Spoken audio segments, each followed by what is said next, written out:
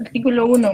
El presente código regula los derechos y obligaciones de patronos y trabajadores, con ocasiones del trabajo y crea las instituciones para resolver sus conflictos.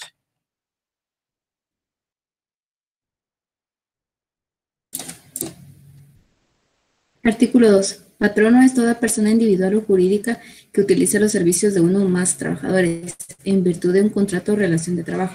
Sin embargo, no quedan sujetas a las disposiciones de este código las personas jurídicas de derecho público a que se refiere el artículo 119 de la Constitución de la República. Artículo 3. Trabajador es toda persona individual que presta a un patrono sus servicios materiales, intelectuales o de ambos géneros, en virtud de un contrato o relación de trabajo.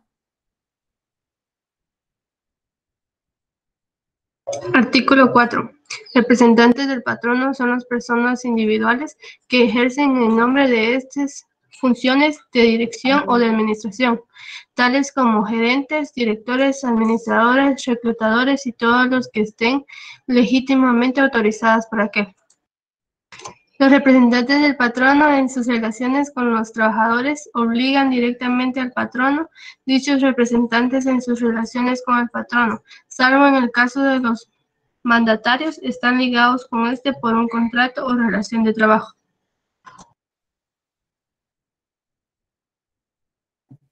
Artículo 5. Intermediario es toda persona que contrata en nombre propio los servicios de uno o más trabajadores, porque ejecuten algún trabajo en beneficio de un patrono. Este último queda obligado solidariamente por la gestión de aquel para con él o los trabajadores, en cuanto se refiere a los efectos legales que se derivan a la Constitución del presente Código, de sus reglamentos y demás disposiciones aplicables. No tienen carácter de intermediarios y si de patrono, el que se encargue por contrato de trabajadores que ejecute con equipos o capitales propios.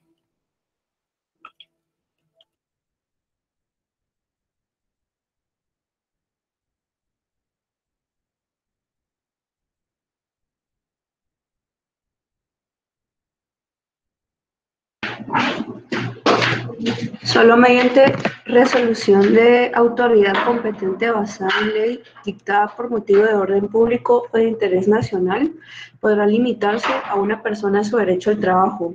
Como consecuencia, ninguno podrá impedir a otro que se dedique a la profesión o actividad lícita que le plazca. No se entenderá limitada la libertad de trabajo cuando las autoridades o los particulares actúen en uso de los derechos o en cumplimiento de las obligaciones que prescriben las leyes. Los patrones no pueden ceder o enajenar los derechos que tengan en virtud de un contrato o relación de trabajo, ni proporcionar a otros patrones trabajadores que hubieran contratado para sí, sin el consentimiento claro y expreso de dichos trabajadores, en cuyo caso la sustitución temporal o definitiva del patrono no puede afectar los contratos de trabajo en perjuicio de estos. No queda comprendida en esta prohibición la enajenación que el patrono haga de la empresa respectiva. Artículo 7. Se prohíbe en las zonas de trabajo la venta o introducción de bebidas o drogas embriagantes o estupefacientes, las lides de gallos, los juegos de azar y el ejercicio de la prostitución. Es entendido que esta prohibición se limita a un radio de 3 kilómetros alrededor de cada centro de trabajo establecido fuera de las poblaciones, ya que en cuanto a estas últimas rigen las disposiciones de las leyes y reglamentos respectivos. Artículo 8. Es libre el ejercicio del comercio en las zonas de trabajo y no puede cobrarse suma alguna por el ejercicio. Quedan a salvo los impuestos, tasas y arbitrios establecidos legalmente. No obstante, lo dispuesto en el párrafo anterior se puede limitar o regular dicha libertad si a juicio de las autoridades competentes su ejercicio irrestricto perjudica el normal desempeño de las labores interesantes de los trabajadores o los de la colectividad.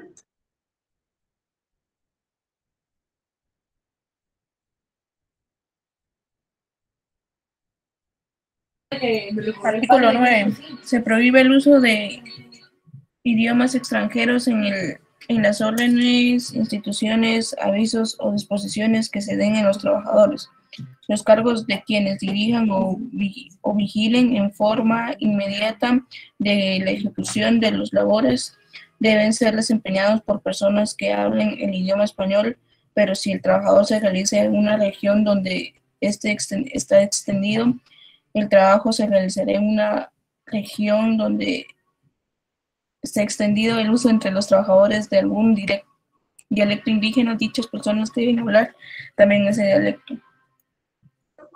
Artículo 10. Principios de indemnidad.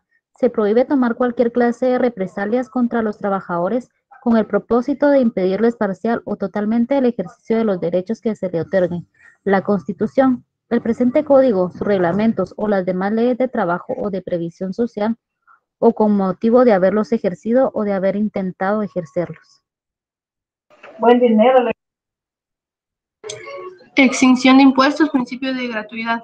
Artículo 11.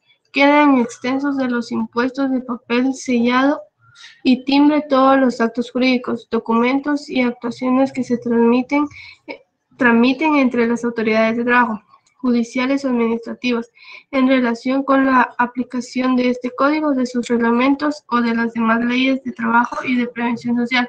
Igual exención rige como los contratos y convenciones de trabajo, sean individuales o de orden colectivo. Artículo 12.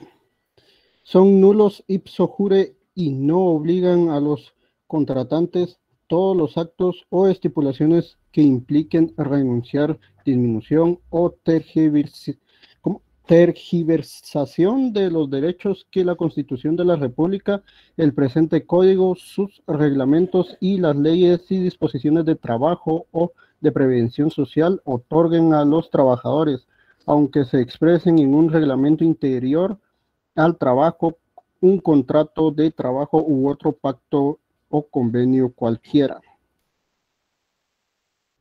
Artículo 13. Se prohíbe a los patronos emplear menos de un 90% de trabajadores guatemaltecos y pagar a estos menos del 85% del total de los salarios que en sus respectivas empresas se devenguen, salvo lo que sobre el particular establezcan las leyes especiales.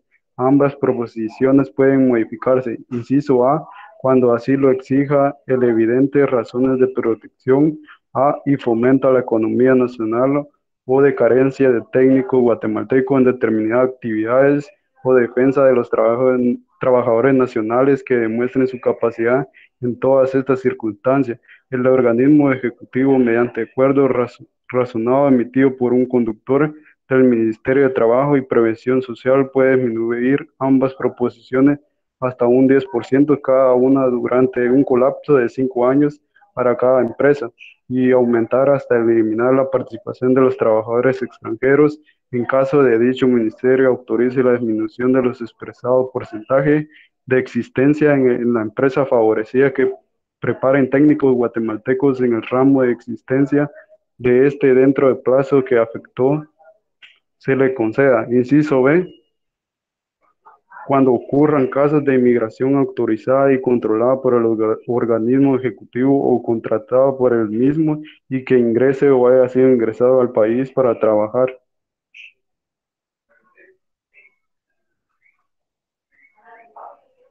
En el establecimiento o desarrollo de colonias agrícolas o ganaderías e instituciones de asistencia social o de carácter cultural, o cuando se trate de centroamericanos de origen, en todas esas circunstancias, el alcance de las respectivas modificaciones debe ser determinado discrecionalmente en el organismo ejecutivo, pero el acuerdo que se dicte por conducta del Ministerio de Trabajo y Prevención Social debe expresar claramente las razones limitantes y duración de la modificación que se hagan. Para el cómputo de lo dicho del párrafo primero de este artículo se debe hacer caso omiso de fracciones y cuando el número de trabajadores total no exceda de 5, exigirse la calidad de guatemalteco de ello. No es aplicable lo dispuesto en el artículo a los gerentes, directores, administradores, superintendentes y jefes generales de la empresa. Toda simulación de sociedad y en general cualquier acto o contrato que tienda a violar estas disposiciones es nulo y injure y además da lugar a la aplicación de a las sanciones de orden penal que proceden.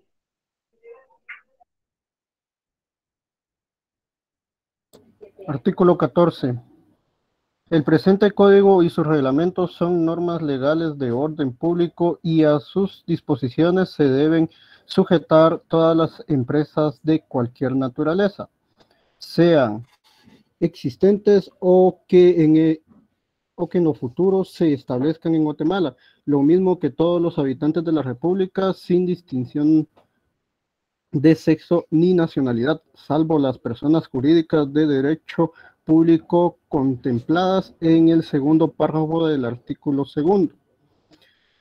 Igualmente deben aplicarse las disposiciones protectoras del trabajador que contiene este código, al caso de nacionales que sean contratados en el país para prestar sus servicios en el extranjero. Asimismo, quedan a salvo las excepciones que correspondan conforme a los principios del derecho internacional y los tratados. Artículo 14. Se prohíbe la discriminación por motivo de raza, religión, credos políticos y situación económica en los establecimientos de asistencia social, educación, cultura, diversión o comercio que funcionen para el uso o beneficio de trabajadores. En las empresas o sitios de trabajo de propiedad particular o en los que el Estado cree para los trabajadores en general. El acceso que los trabajadores puedan tener a los establecimientos a que se refiere este artículo no puede condicionarse al monto de sus salarios ni a la importancia de los cargos que desempeñen.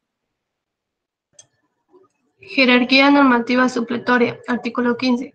Los casos no previstos por este código, por sus reglamentos y por las demás leyes relativas al trabajo se deben resolver, en primer término, de acuerdo con los principios del derecho de trabajo. En segundo lugar, de acuerdo con la equidad, la costumbre y el uso locales, en armonía con dichos principios y por último, de acuerdo con los principios y leyes de derecho común. Preeminencia de leyes de trabajo y previsión social, artículo 16. En caso de conflicto entre las leyes, de conflicto entre las leyes de trabajo o de previsión social con las de cualquier otra índole, deben predominar las primeras. No hay preeminencia entre las leyes de previsión social y las de trabajo. Principio protector, artículo 17. Para los efectos de interpretar el presente código, sus reglamentos y demás leyes de trabajo, se debe tomar en cuenta fundamentalmente el interés de los trabajadores en armonía con la convivencia social. Título segundo, contratos y pactos de trabajo. Artículo 18, definición, principio de la primacía de la realidad. Contrato individual de trabajo, sea cual fuere su denominación, es el vínculo económico jurídico mediante el que una persona, trabajador, queda obligada a prestar a otro patrono sus servicios personales o a ejecutarle una obra personalmente bajo la dependencia continuada y dirección inmediata o delegada de esta última, a cambio de una retribución en cualquier clase o forma. En el caso de los gerentes, directores, administradores, superintendentes, jefes generales de empresa, técnicos y demás trabajadores de categoría análoga, en las enumeradas, dicha delegación puede incluso recaer en el propio trabajador. La exclusividad para la prestación de los servicios o ejecución de una obra no es característica esencial de los contratos de trabajo, salvo el caso de incompatibilidad entre dos o más relaciones laborales, y solo puede exigirse cuando así se haya convenido expresamente en el acto de la celebración del contrato.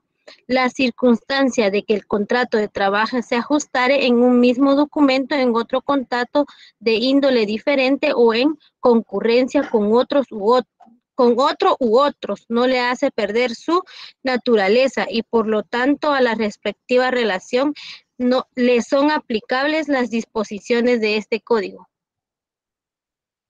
Artículo 19. Relación de trabajo perfeccionado de contrato.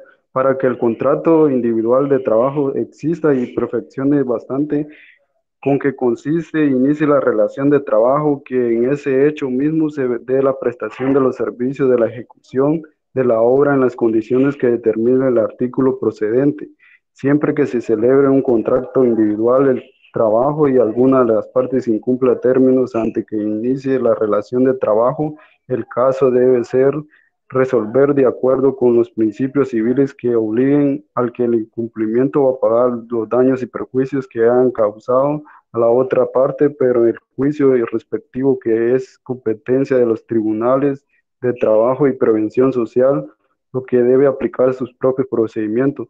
Toda prestación de servicio o ejecución de obra que se realice conforme a las características que especifican el artículo procedente de regirse necesariamente en sus diversas fases y consecuencias por las leyes y principios jurídicos relativos al trabajo, es extendido en que en el patrono puede consistir que las leyes y principios de trabajo se aplique desde la celebración de contrato individual del trabajo, aunque no se haya iniciado la relación de trabajo.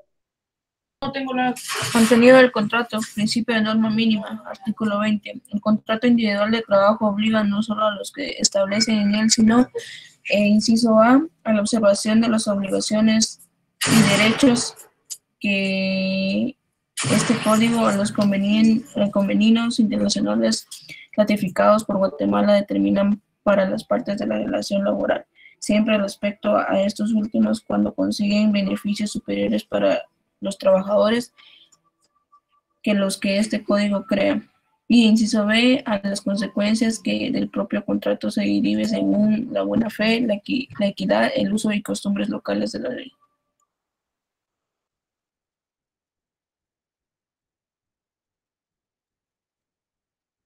Las condiciones de trabajo que elijan un contrato o relación laboral no pueden alterarse fundamental o permanentemente, salvo que haya acuerdos expresos entre las partes o que así lo autorice el Ministerio de Trabajo y Previsión Social. Cuando lo justifique plenamente la situación económica de la empresa, dicha prohibición debe entenderse únicamente en cuanto a las relaciones de trabajo que en todo o en parte tengan condiciones superiores al mínimo de protección que este código otorga a los trabajadores. Son condiciones o elementos de la presentación o los servicios o ejecución de una obra, la materia u objetivo, la forma o modo de su desempeño, el tiempo de su relación, el lugar de ejecución y las retribuciones a que esté obligado el patrón. Objeto de contrato. Indeterminado, artículo 21. Si en el contrato individual de trabajo no se determina expresamente el servicio que debe prestarse, el trabajador queda obligado a desempeñar solamente el que sea compatible con sus fuerzas, aptitudes, estado o condición física y que sea del mismo género, de los que formen el objeto del negocio, actividad o industria a que se dedique el patrono. Inclusión de garantía.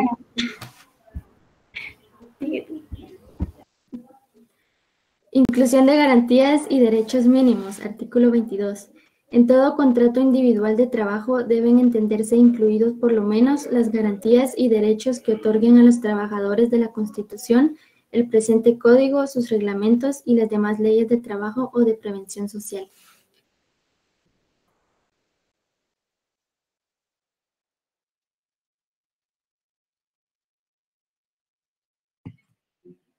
Novación del empleador normativo. Artículo 23. La situación del patrono no afecta a los contratos de trabajo existentes en perjuicios del trabajo.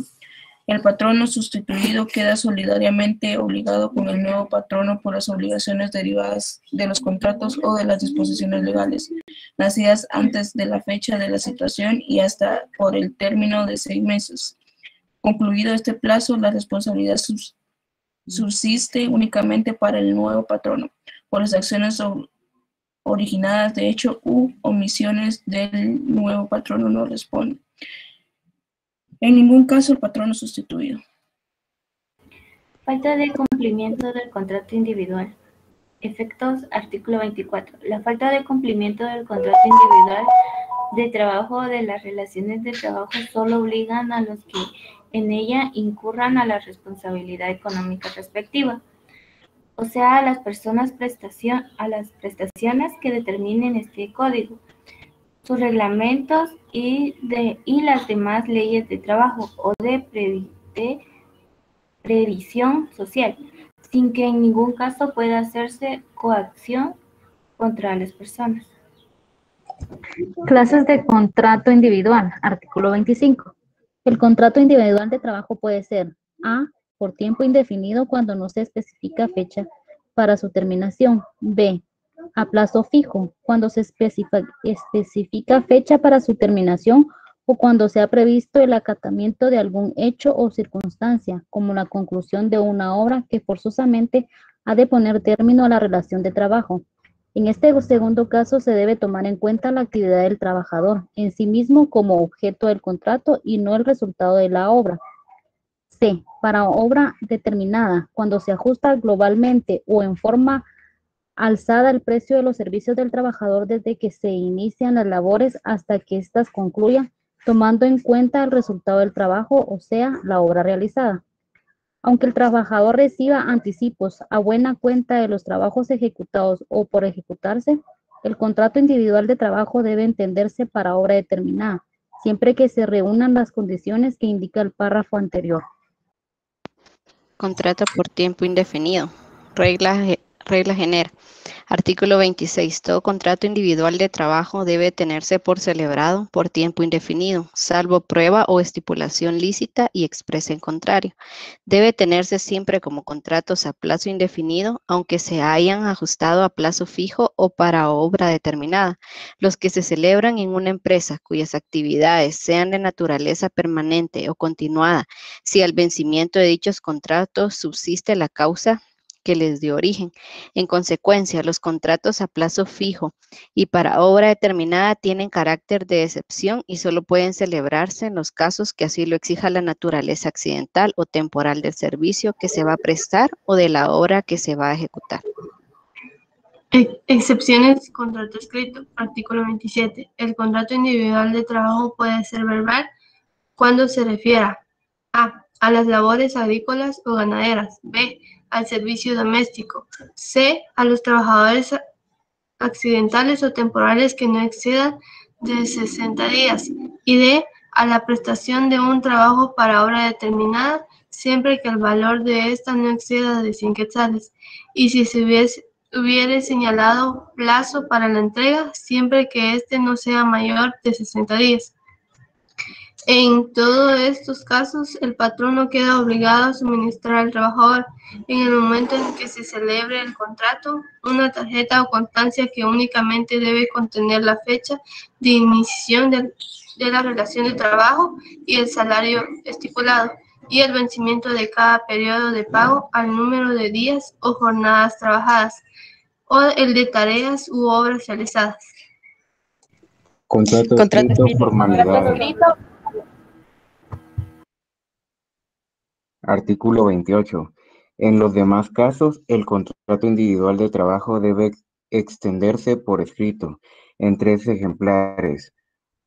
1, que debe recoger cada parte en el acto de celebrarse, y otro que el patrono queda obligado a hacer llegar a la Dirección General de Trabajo, directamente o por medio de la autoridad de trabajo más cercana, dentro de los 15 días posteriores a su celebración, modificación o novación.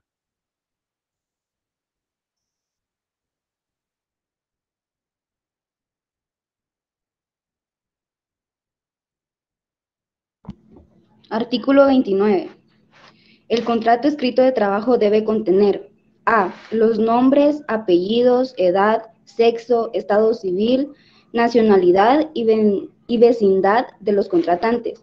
B. La fecha de la iniciación de la relación de trabajo. C. La indicación de los servicios que el trabajador se obliga a prestar o la naturaleza de la obra a ejecutar, especificando en lo posible las características y las condiciones de trabajo. D. El lugar o los lugares donde deben prestarse los servicios o ejecutarse la obra. E. La designación precisa del lugar donde viva el trabajador cuando se le contrata para prestar sus servicios o ejecutar una obra en lugar distinto de aquel donde viva habitualmente. F. La duración del contrato o la expresión de ser por tiempo indefinido o para la ejecución de obra determinada. G. El tiempo de la jornada de trabajo y las horas en que debe prestarse. H. El salario, beneficio, comisión o participación que debe recibir el trabajador, si se debe calcular por unidad de tiempo, por unidad de obra o de alguna otra manera, y la forma, periodo y lugar de pago. En los casos en que se estipule que el salario se ha de pagar por unidad de obra, se debe hacer constar la cantidad y calidad de material, las herramientas y útiles que el patrono convenga en proporcionar y el estado de conservación de los mismos, así como el tiempo que el trabajador pueda tenerlos a su disposición. El patrono no puede exigir del trabajador cantidad alguna por concepto de desgaste normal o de accidental de las herramientas, como consecuencia de su uso en el trabajo, y las demás estipulaciones legales en que convengan las partes. J, el lugar y la fecha de celebración del contrato, y K, las firmas de los contratantes o la impresión digital de los que no sepan que no puedan firmar, y el número de sus cédulas de vecindad. El Ministerio de Trabajo y Previsión Social debe imprimir modelos de contratos para cada una de las categorías de trabajo a fin de facilitar el cumplimiento de esta disposición. Contrato escrito. Plena prueba. Artículo 30. La prueba plena del contrato escrito solo puede hacerse en el documento respectivo. La falta de este o la omisión de alguno de sus requisitos se deben imputar siempre al patrono y así el requerimiento de las autoridades de trabajo no lo exhibe. Deben presumirse, salvo prueba en contrario, ciertas las estipulaciones de trabajo afirmadas por el trabajador. El contrato verbal se puede probar por los medios generales de prueba y al efecto pueden ser testigos los trabajadores al servicio de un mismo patrón. Capacidad para contratar. Artículo 31. Tienen también capacidad para contratar su trabajo, para percibir y disponer de la retribución convenida, y, en general, para ejercer los derechos y acciones que se deriven del presente código, de sus reglamentos y de las leyes de previsión social. Los menores de edad, de uno u otro sexo, que tengan 14 años o más, y los insolventes y fallidos. Las capacidades específicas que alude el párrafo anterior lo son solo para los efectos de trabajo y en consecuencia no afectan en los demás el estado de minoridad o, en su caso, el de incapacidad por insolvencia o quiebra. La interdicción judicial declara del patrono no invalida los actos o contratos que hayan celebrado el ejecutado con sus trabajadores anteriormente a dicha declaratoria. Contrato de jóvenes menores de 14 años. Artículo 32. Los contratos relativos al trabajo de los jóvenes que tengan menos de 14 años deben celebrarse con los representantes legales de estos y en su defecto se necesita la autorización de la Inspección General de Trabajo. El producto del trabajo de los menores a que se refiere el párrafo anterior lo deben percibir sus representantes legales o la persona que tenga a su cargo el cuidado de ellos, según la determinación que debe hacer la Inspección General de Trabajo en las autorizaciones a que alude este artículo.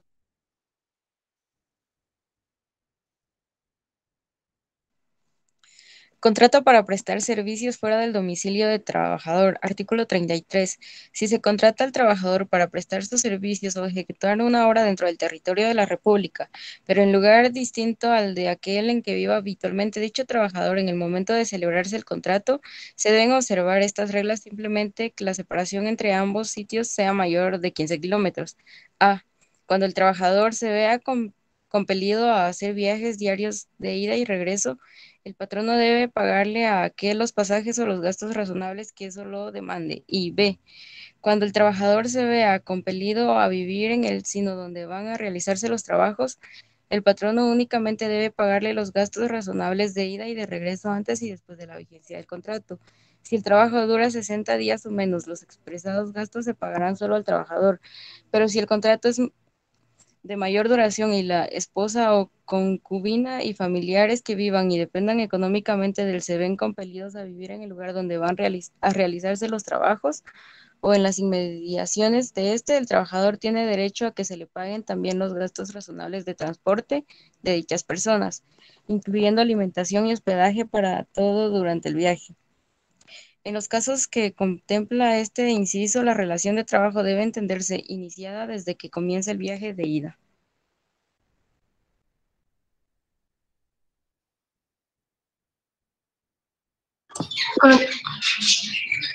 Contratación de guatemaltecos para trabajar en el exterior. Artículo 34. Se prohíbe celebrar contratos con trabajadores guatemaltecos por la prestación de servicios o ejecución de obras fuera del territorio de la República, sin permiso previo del Ministerio de Trabajo y Prevención Social, el cual no debe autorizar el reclutamiento ni el embarque o salida de los mismos mientras no se lleven en su entera satisfacción los siguientes requisitos. A. El agente reclutador de la empresa por cuya cuenta proceda debe obligarse a tener permanentemente domiciliario en la capital de la República o por todo el tiempo que estén en vigencia él o los contratados. Un operador con poder bastante para arreglar cualquier reclamación que se presente por parte de los trabajadores o de sus familiares en cuanto a la ejecución de lo convenido. B. El agente reclutador o la empresa por cuya cuenta proceda debe pagar los gastos de transporte al exterior desde el lugar en que viva habitualmente el trabajador hasta que el lugar de trabajo, incluso los que se originen por el paso de las fronteras y en el cumplimiento de las disposiciones sobre migración o por cualquier otro concepto semejante.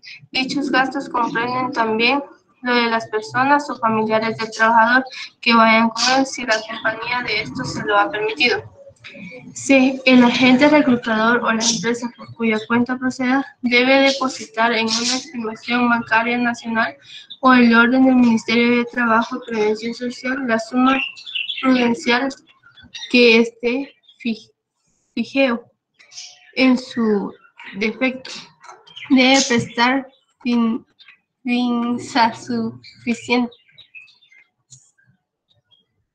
finza suficiente para garantizar los gastos de repatriación de los trabajadores o en su caso de los familiares o personas que se hayan convenido en que los acompañen y también para garantizar el pago de los reclamos que se formulen y justificadamente las autoridades de trabajo nacionales, quienes han de ser las únicas competentes para ordenar el pago de las indemnizaciones y prestaciones que por tales conceptos procedan. La repatriación procede a la determinación de los respectivos contratos por cualquier causa que ésta ocurra, salvo en dichos trabajadores, familiares o personas que los acompañen manifiesten una representante diplomático o consular de Guatemala o en un defecto por medio de documentos auténticos o públicos remitido al Ministerio de Trabajo y Prevención Social, su forma negativa o volver al país y alcanzar hasta el lugar de la residencia del origen de los mismos. El referido depósito o fianza debe cancelar parcial o totalmente conforme vayan probando el agente reclutador o la empresa por cuya cuenta proceda o el respectivo operador, que han sido cumplidos en uno o varios todos los contratos, las mencionadas obligaciones y a las demás al que le adule este artículo. D. El agente reclutador o la empresa por cuya cuenta proceda debe celebrar por escrito los contratos de los trabajadores de que se trate en 4 ejemplares, uno para cada parte, y 2 que dicho agente o empresa debe representar al Ministerio de Trabajo y Prevención Social, con 5 días por lo menos de anticipación al embarque o salida de los interesados. El organismo ejecutivo debe enviar una de esas copias al representante diplomático de Guatemala en el lugar en donde vayan a tener ejecución los contratos, o en su defecto al respectivo representante consular y encargar uno u otro funcionario la mayor vigilancia posible respecto del modo como se cumplen los mismos. Dicho representante debe enviar al Ministerio de Trabajo y Prevención Social informes concretos cada mes y extraordinariamente siempre que sea el caso. En los expresados contratos debe entenderse incluida la cláusula de todos los gastos que aluden los incisos A, B y C de este artículo. Corren a cargo exclusivo del agente reclutador o de la empresa por cuya cuenta procede, así como las otras disposiciones protectoras del trabajador que contienen este código. En dichos contratos debe especificarse la manera como van a ser alojados y transportados los trabajadores y de forma condiciones en que se les va a repatriar. Prohibición de autoridad, contratos en el exterior. Artículo 35.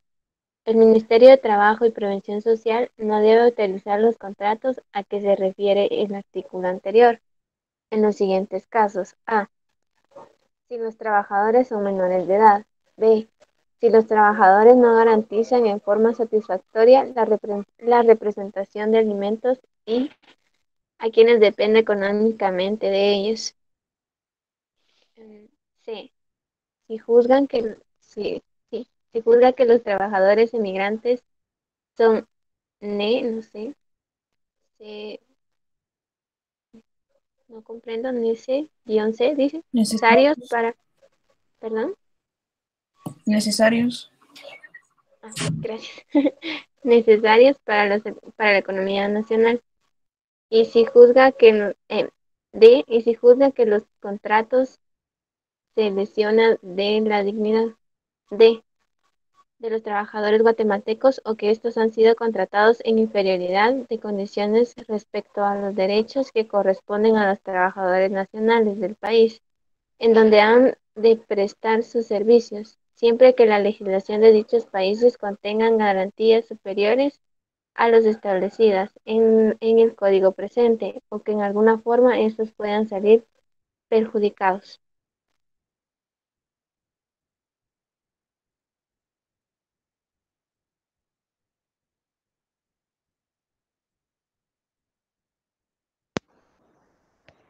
Profesionales y técnicos exentos de autorización. Artículo 36. Las restricciones contempladas en los dos artículos anteriores no rigen para los profesionales titulados ni para aquellos técnicos cuyo trabajo requieran conocimientos muy calificados.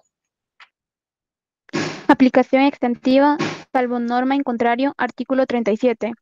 Todas las disposiciones de este capítulo se deben aplicar a las modalidades que se regulan en los siguientes, salvo que en estos haya manifestación en contrario. Capítulo segundo, contrato colectivo de trabajo, definición y objeto. Artículo 38. Contrato colectivo de trabajo es el que se celebra entre uno o varios sindicatos de trabajadores y uno o varios patronos, o uno o varios sindicatos de patronos, por virtud del cual el sindicato o sindicatos de trabajadores se comprometen, bajo su responsabilidad, a que algunos o todos sus miembros ejecuten labores determinadas mediante una remuneración que debe ser ajustada individualmente para cada uno de estos y perciban en la misma forma.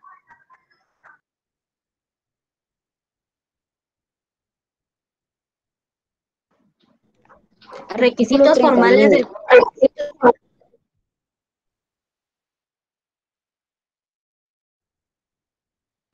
Requisitos formales del contrato. Artículo 39. El contrato colectivo de trabajo debe celebrarse siempre por escrito, en 3 ejemplares, uno para cada parte y otro que el patrono queda obligado a hacer llegar al Departamento Administrativo de Trabajo, directamente o por medio de la autoridad de trabajo más cercana, los 15 días posteriores a su celebración, modificación o novación.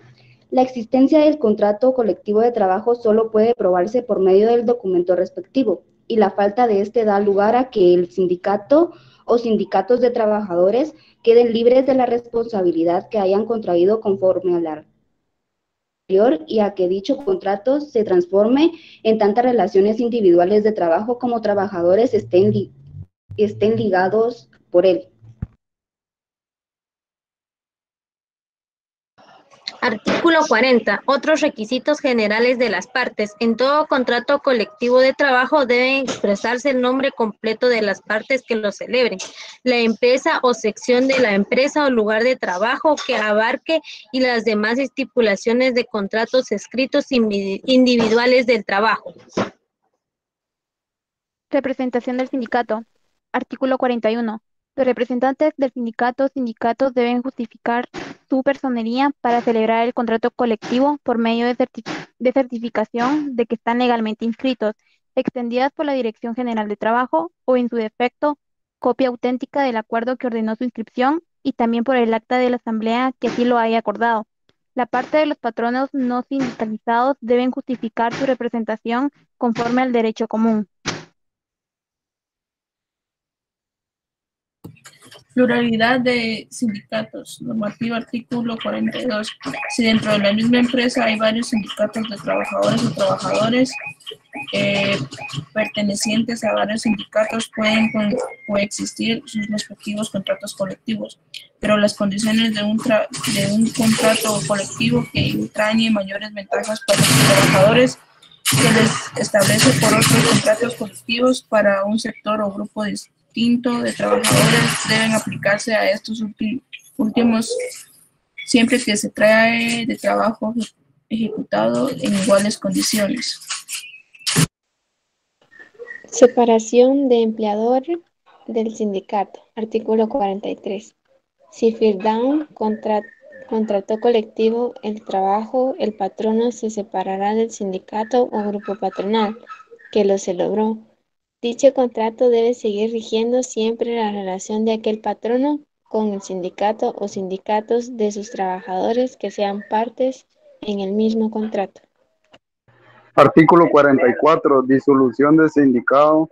Efectos. Las obligaciones y derechos individuales que emanen de un contrato colectivo no se afectan por la disolución del sindicato de trabajadores o del sindicato o patronos que sean parte del mismo. Responsabilidad sindical. Artículo 45. Al sindicato que suscriba un contrato colectivo de trabajo que corresponde con responsabilidad de las obligaciones contraídas por cada uno de sus miembros y puede ejercer también los derechos y acciones a los mismos individualmente competan.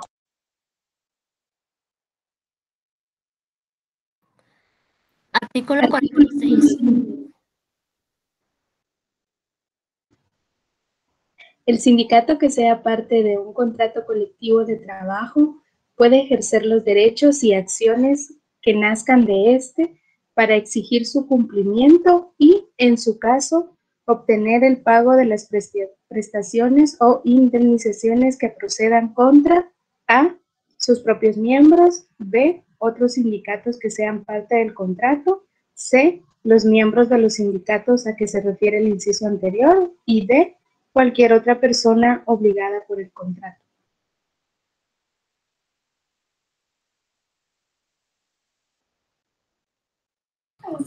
Individuos obligados, derechos y acciones. Artículo 47. Los individuos obligados por contrato colectivo de trabajo solo pueden ejercer los derechos y acciones que nazcan del mismo para exigir su cumplimiento y, en su caso, obtener el pago de las prestaciones o indemnizaciones que proceden contra otros individuos o sindicatos o empresas que sean partes del contrato, cuando la falta de cumplimiento les ocasione un perjuicio individual. Legitimación en razón del interés colectivo. Artículo 48. Cuando una acción fundada en un contrato colectivo de trabajo haya sido intentada por un individuo o un sindicato, él o los otros sindicatos afectados por ella pueden apersonarse en el litigio en razón del interés colectivo que su solución tenga para sus miembros.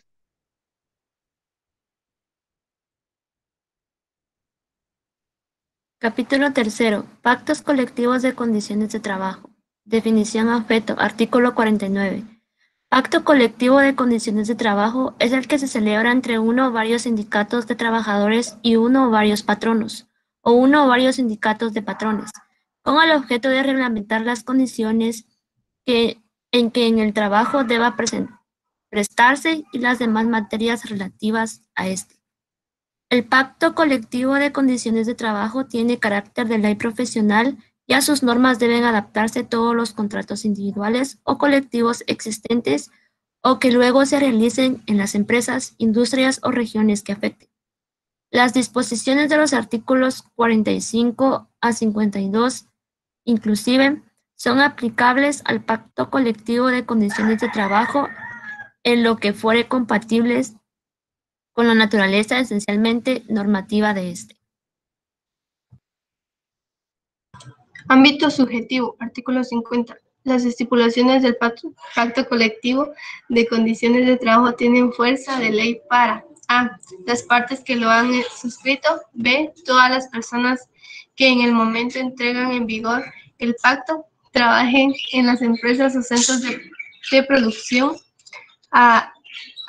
Que aquel se refiera a los dichos trabajadores resulten favorecidos y aun cuando no sean miembros del sindicato o sindicatos de trabajadores que lo hubiera celebrado. Y C. Los que concierten en el futuro contratos individuales o colectivos dentro de las mismas empresas o centros de producción efectuadas por el impacto en el concepto de que dichos contratos pueden celebrarse en condiciones menos favorables para los trabajadores que las contenidas en el pacto colectivo.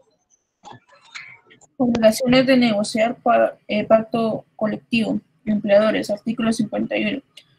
Todo patrono que emplee en sus empresas o en determinado centro de producción, si la empresa por la naturaleza de sus actividades tiene que distribuir la ejecución de los trabajos en varias zonas del país, los servicios de más de la cuarta parte de sus trabajadores sindicalizados, está obligado a negociar con el respectivo sindicato, cuando éste lo solicite un pacto colectivo. Al efecto debe observar las siguientes reglas. Inciso A. El porcentaje a que se refiere el párrafo anterior se debe calcular sobre la totalidad de los trabajadores que presentan sus servicios en dichas empresas o centro de producción determinado. Inciso B. Si dentro de la misma empresa o centro de producción existen varios sindicatos, el pacto colectivo debe negociarse con lo que tenga mayor número de trabajadores afectados directamente por la negociación, en cuyo caso no puede celebrarse en condiciones menos favorables para los trabajadores que las contenidas en los contratos vigentes dentro de la propia empresa o centro de producción. Y inciso B, cuando se trata de una empresa o de un centro de producción que por índole de sus actividades emplee trabajadores pertenecientes a diferentes profesiones o oficios, el pacto colectivo debe negociarse con el conjunto de los sindicatos que representan a cada una de las profesiones u oficios, siempre que estos se pongan de acuerdo entre sí. En el caso que no llegue a este acuerdo, el sindicato corresponde a cada profesión u oficio puede exigir que se negocie un pacto colectivo con él para determinar las condiciones relativas a dicha profesión u oficio dentro de la mencionada empresa o centro de producción. Para la negociación de un pacto colectivo de condiciones de trabajo, el respectivo sindicato o patrono hará llegar a la otra parte para su consideración por medio de la autoridad administrativa de trabajo más próxima, a efecto que se discuta en la vía directa, o con la intervención de una autoridad administrativa de trabajo o cualquier otro u otros amigables componedores sin transcurrir después de la presentada solicitud por los respectivos sindicatos o patronos. Las partes no han llegado a un acuerdo pleno sobre su cualquiera de ellas puede acudir a los tribunales de trabajo planteando el conflicto colectivo correspondiente para que se resuelva el punto o puntos de discordia. Para este efecto debe de ser posible, junto con el pliego de peticiones, se presentará la comprobación de los puntos convenidos, especificando especificándose en dicho pliego aquellos otros respecto a los cuales no hubo acuerdo si no pudiera presentar tal comprobación. En el pliego de peticiones se harán constar puntos en que existen conformidad y en los que no hay, a fin de que el Tribunal de Conciliación prueba comprobar estos externos.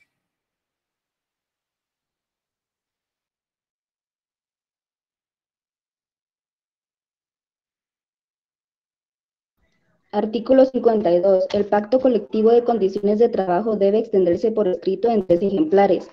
Bajo pena de nulidad ipso jure, cada una de las partes debe conservar un ejemplar y el tercero ha de ser enviado al Ministerio de Trabajo y Previsión Social, directamente o por medio de la autoridad de trabajo más cercana. El pacto puede empezar a regir en cualquier momento posterior al de su recibo por el Ministerio de Trabajo y Previsión Social. Funcionario a quien corresponde entregar la copia debe dar una constancia de que ella ha llegado a sus manos. El Ministerio de Trabajo y Previsión Social debe estudiar el texto del pacto sin tiempo y en caso de que contenga alguna violación a las disposiciones del presente código o de sus reglamentos o de las leyes de previsión social, debe ordenar a las partes ajustarse a las disposiciones de ley.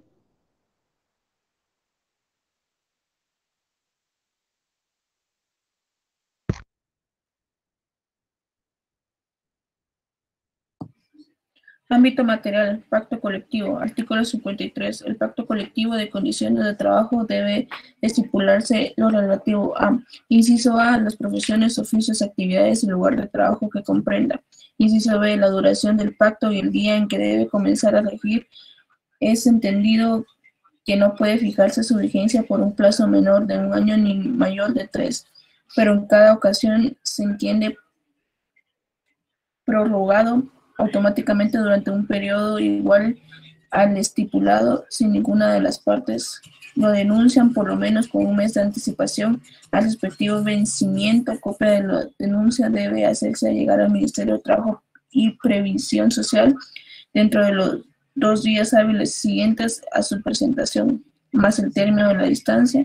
Inciso C, los demás estipulaciones legales en que convengan las partes, como las relativas a jornadas de trabajo, descansos, vacaciones, salarios o salarios mínimos.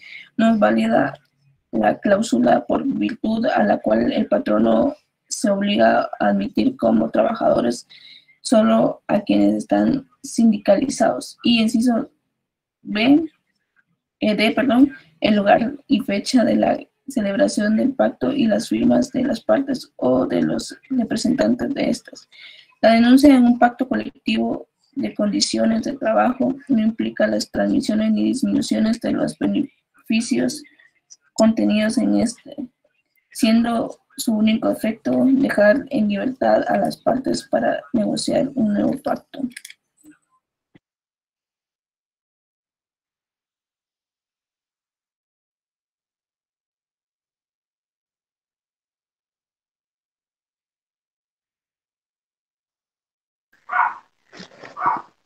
Sección segunda. Pactos colectivos de industria, de actividades económicas o de región determinada. Normativa para su ámbito de validez personal. Artículo 54. Para que el pacto colectivo se extienda con fuerza de ley para todos los patronos y trabajadores sindicalizados o no de determinada rama de la industria, actividad económica o región del país, es necesario: A. Que haga constar por escrito en 3 ejemplares, uno para cada parte y otro para acompañarlo junto con la solicitud de la que habla el inciso D. B. Que esté suscrito por el sindicato o sindicatos o grupos de patrones que tengan a su servicio las 2/3 partes de los trabajadores que en ese momento se ocupen en ellas. C. Que esté suscrito por el sindicato o sindicatos que comprendan las 2/3 partes de los trabajadores sindicalizados en ese momento en la rama de la industria, actividad económica o régimen de que se trate. D.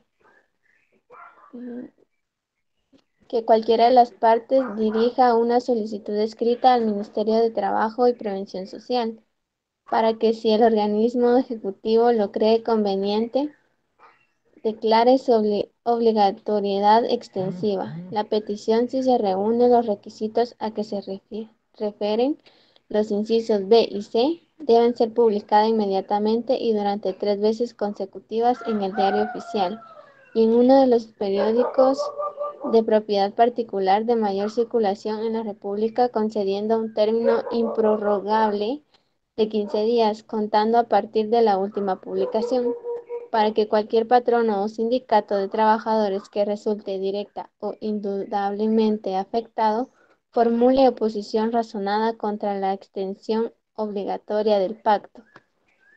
Y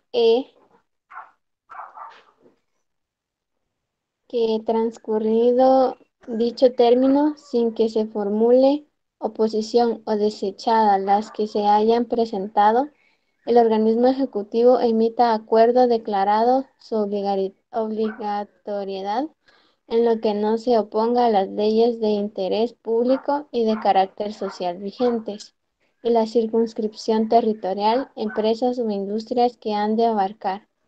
Es entendido que en el pacto colectivo declarado de extensión obligatoria debe aplicarse a pesar de cualquier disposición en contrario contenida en los contratos individuales o colectivos que las empresas que afecten tengan celebrados, salvo en aquellos puntos en que las estipulaciones de estos contratos sean más favorables para los trabajadores.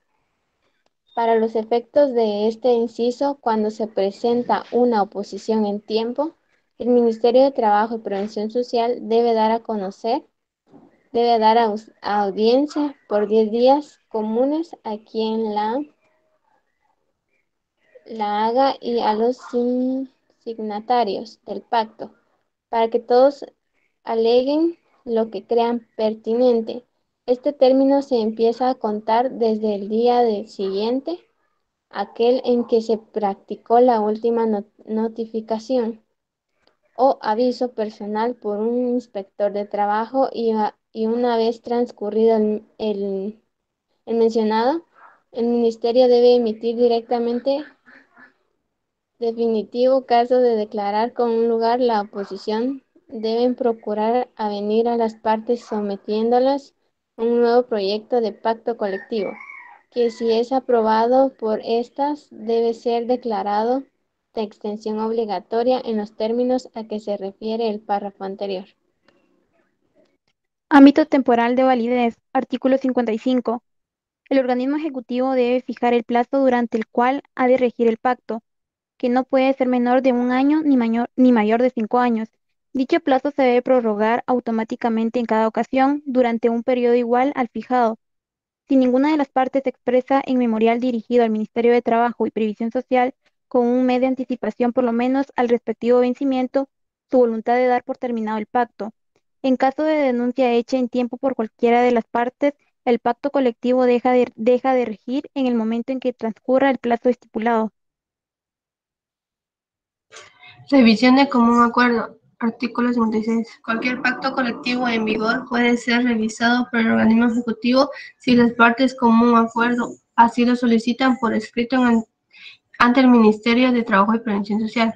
El organismo ejecutivo en este caso y en el del párrafo segundo del artículo anterior debe comprobar que los peticionarios reúnan la mayoría prevista en los incisos B y C del artículo 54 antes de proceder a la interrogatoria formal y de acuerdo que dio fuerza extensiva al pacto colectivo y a la expedición del nuevo acuerdo que corresponda.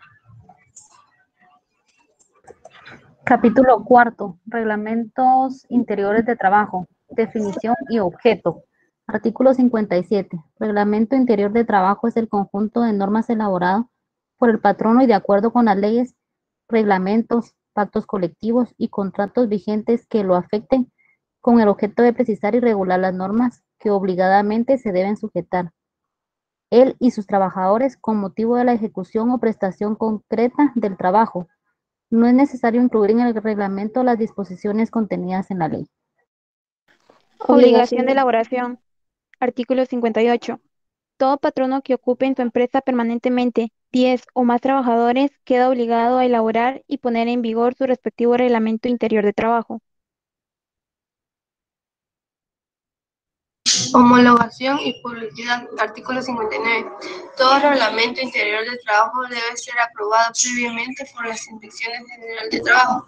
Debe ser puesto en conocimiento de los trabajadores con 15 días de anticipación a la fecha en que se va a comenzar a regir.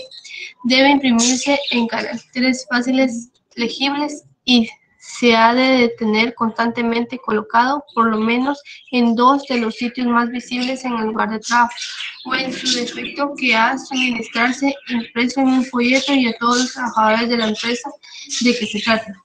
Las disposiciones que contiene el párrafo anterior deben observarse también por todas las modificaciones derogatoria que haga el patrono del reglamento interior del trabajo.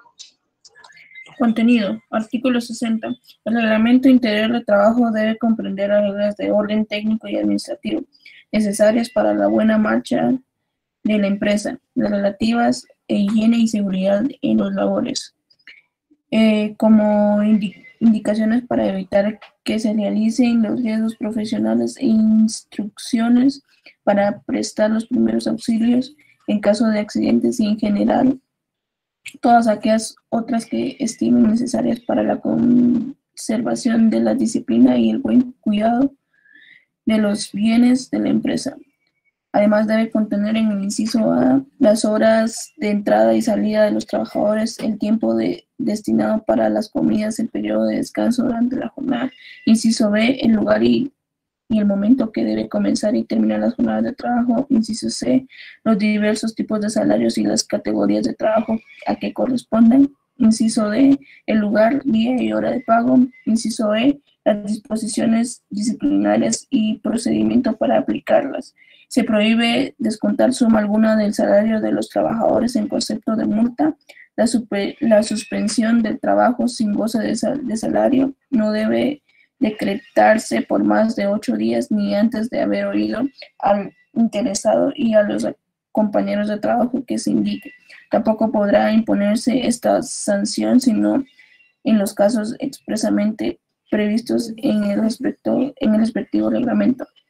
Inciso F, la designación de las personas de establecimiento ante quienes deben presentarse las peticiones de mejoramiento o reclamos en general, y la manera de formular unos y otros. Y inciso G, las normas especiales pertinentes a las diversas clases de labores de acuerdo con la edad y sexo de los trabajadores, y las normas de conducta, presentación y compostura personal que estos deben guardar, según lo requiere la índole del trabajo.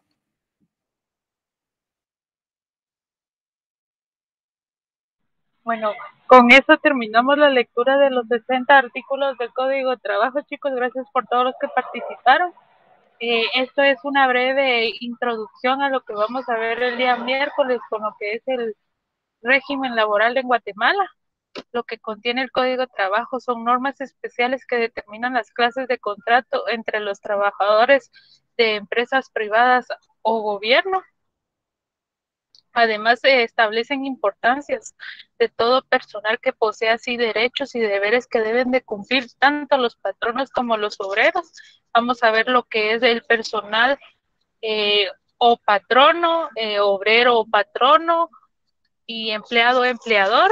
Esos son los sinónimos que los que vamos a encontrar en el Código del Trabajo, los que ustedes tienen que tener en cuenta, por los que se procuran mantener un equilibrio y un respeto entre los dos agentes para contribuir tanto en los de trabajos privados como públicos. Entonces, hasta ahí vamos a llegar con la clase del día de hoy, chicos.